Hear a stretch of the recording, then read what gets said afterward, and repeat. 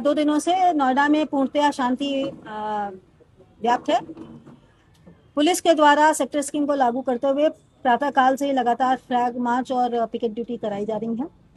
कल भी और आज भी नोएडा जनपद के समस्त औद्योगिक क्लस्टर्स की इकाइयां शांतिपूर्वक खुली और सभी श्रमिक जो हैं उन्होंने अलग अलग शिफ्टों में, कई जगहों पर 1 शिफ्ट, कई जगहों पर मैक्सिमम 2 शिफ्ट और कई जगहों पर 3 शिफ्टों में आके अपना काम करना प्रारंभ कर दिया है।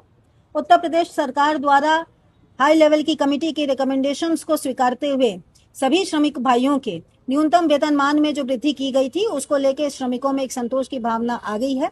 साथ ही साथ उत्तर प्रदेश सरकार द्वारा श्रमिकों की संभावनाओं को देखते हुए, उनकी भावनाओं को देखते हुए और उनके विभिन्न परिस्थितियों को ध्यान में रखते हुए एक वेज बोर्ड के गठन का भी निर्णय लिया गया था, जिसे कि परसों ही सभी श्रमिक भाइयों को अलग अलग माध्यमों से सूचित करा दिया गया था। इसके बाद ही वो पीसफुली काम पर लौटे हैं। आज भी जनपद में सभी सेक्टर्स में शांति व्याप्त है, काम चल रहा है, श्रमिक आ रहे हैं और जा रहे हैं। इसी क्रम में 13 तारीख को जब कुछ हिंसक 2 जगहों पर हिंसक भीड़ ने बवाल करना चाहा था और पुलिस ने उसे नियंत्रण किया था, उस दौरान जब सारा बवाल शांत हो गया था तो उसके बाद दोपहर में 2 सोशल मीडिया हैंडल्स के द्वारा एक फॉल्स नैरेटिव तैयार करते हुए गलत तथ्यों को अपने हैंडल से ट्वीट किया गया था और उसके बाद उसको वायरल कराया गया था। मौके से ही वापस लौट रहे श्रमिकों के पुनः उत्तेजना में आने और उनके द्वारा पुलिस के साथ दोबारा से मोर्चा संभालने की दिशा में एक मजदूर के हाथ से ही इसकी जो सूचना प्राप्त होने पर इसको तत्काल वेरीफाई कराया गया था और उसमें पुलिस की गलत फायरिंग, पुलिस ने फायरिंग की और कुछ लोगों की मृत्यु हुई, ऐसे गलत तथ्य डालकर मजदूरों को उकसाने की दिशा में महत्वपूर्ण रोल अदा किया गया था। ऐसी दशा में इन 2 एक्स हैंडल्स के खिलाफ में थाना सेक्टर 20 में 2 मुकदमे 13 तारीख को ही लिखे गए थे और उसके बाद विवेचना को आगे बढ़ाया गया था। ट्विटर से आज प्राप्त डेटा के अनुसार जो उन्होंने अपने टेक्निकल डिटेल्स हमें उपलब्ध कराए हैं और उसकी एनालिसिस के उपरांत ये फैक्ट सामने आया है कि ये दोनों ही ट्विटर हैंडल्स @ProudIndianNavi एंड एक आपका है जिसकी सूचना आपको अलग से दे दी जाएगी जो उस FIR का हिस्सा है। ये दोनों ही हैंडल लगातार पाकिस्तान से ऑपरेट होना पाए गए हैं।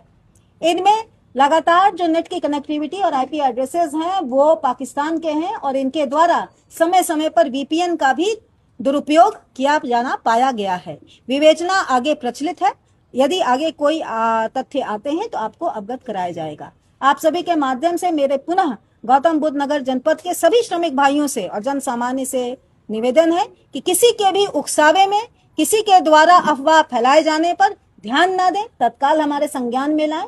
यह शांति प्रिय जिला रहा है और यहाँ पर उद्योग धंधों के साथ साथ आम सामान्य जनजीवन भी अच्छा फल और फलीभूत हुआ है। ऐसी दशा में इस जनपद की कानून व्यवस्था को बनाए रखने में हमारा सहयोग दें।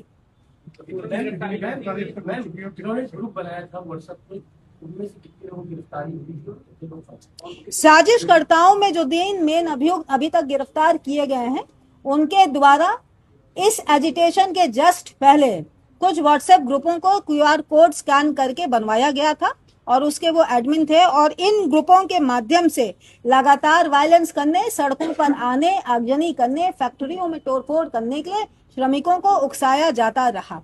ऐसी दशा में अभी इस इन्वेस्टिगेशन को आगे बढ़ाया जा रहा है। विवेचना के क्रम में कुछ और तथ्य सामने आएंगे। कितने लोग गिरफ्तार हैं? अब तक कुल 13 मुकदमे दर्ज किए जा चुके हैं, जिसमें फर्जी सोशल मीडिया अकाउंट्स अथवा गलत भ्रामक सूचना देने वाले सोशल मीडिया अकाउंट्स अथवा उत्तेजना फैलाने के लिए व्हाट्सएप ग्रुप बनाए जाने की दशा में लिखे गए मुकदमे भी सम्मिलित हैं और इन सभी मुकदमों में अब तक 62 लोगों की अलग अलग धाराओं में अरेस्टिंग की जा चुकी है। इसमें मेन कॉन्स्पिरेटर्स इंक्लूडेड हैं। आगजनी करने वाले कुछ तत्वों में से 9 लोगों को आइडेंटिफाई करके उनको गिरफ्तार किया जा चुका है तथा अन्य ऐसे लोग हैं जो ना कि किसी ऑर्गेनाइजेशन मतलब किसी फैक्ट्री के मैनेजमेंट में थे, ना लेबर थे कहीं पर, बल्कि आउटसाइडर्स थे। ऐसे अन्य लोगों की गिरफ्तारी सुनिश्चित की गई है।